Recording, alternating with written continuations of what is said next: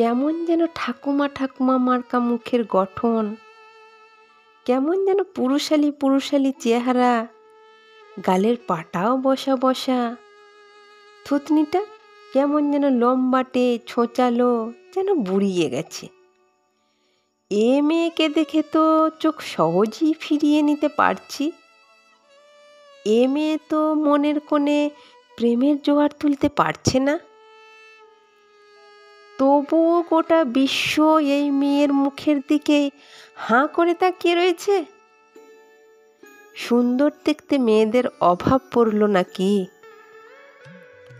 আমি, তুমি, সে, কে নেই যে মেয়েটিকে অবাক চোখে দেখছি না?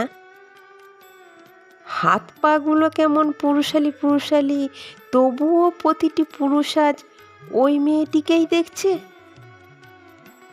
কপালে টিপ নেই, ঠোঁটে হালকা বা গাঢ় শেডের কোনো রঙেরই লিপস্টিক নেই, গয়না টয়না কিছুই নেই, চকচকে ভাব নেই, চোখ জুড়ে শুধু রিঙ্কেল। তবুও মেয়েটিকে অবাক চোখে দেখছে সবাই। কেউ চোখ ফেরাতে না পারলেও চোখ ফিরিয়ে থাকতে পারছে না। লাবণ্যের ছিটাফোঁটা পর্যন্ত নেই, মুখে, চোখে, ঠোঁটে, সর্বাঙ্গে কোথাও কোথাও নেই। তবুও মেয়েটি যেন সবাইকে কোনো এক জাদু মন্ত্রে বিবশ করে দিয়েছে।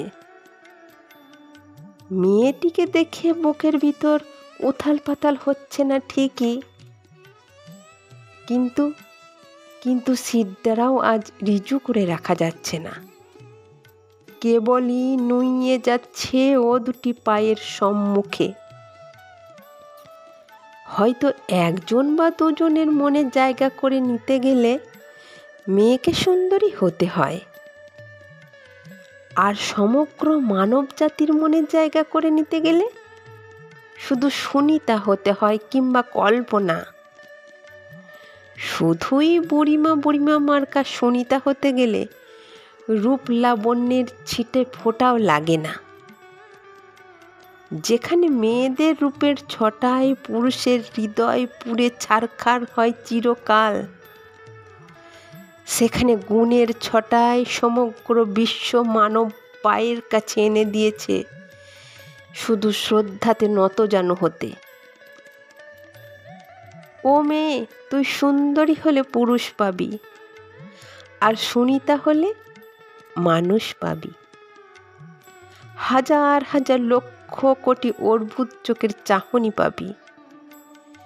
তোমার ধৈর্য, তোমার শৌর্য, তোমার অদম্য জেদ, তোমার মৃত্যুর সাথে লড়াই, তোমার প্রতিজ্ঞা, তোমার বিশ্বাস, তোমার অসুন্দর শরীরের বিভঙ্গের কাছে তোমার চরণতলে আমরা আমাদের সমস্ত সৌন্দর্যকে বিলিয়ে দিলাম।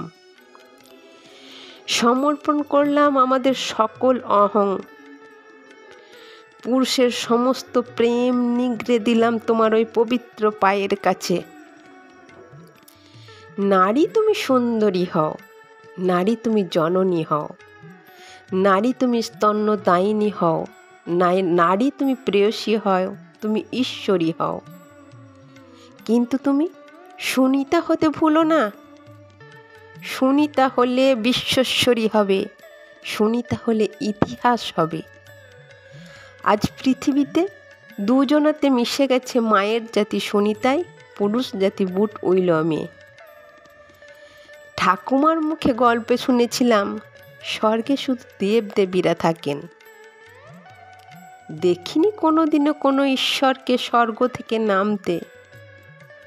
আজ চাক্ষুষ করলাম।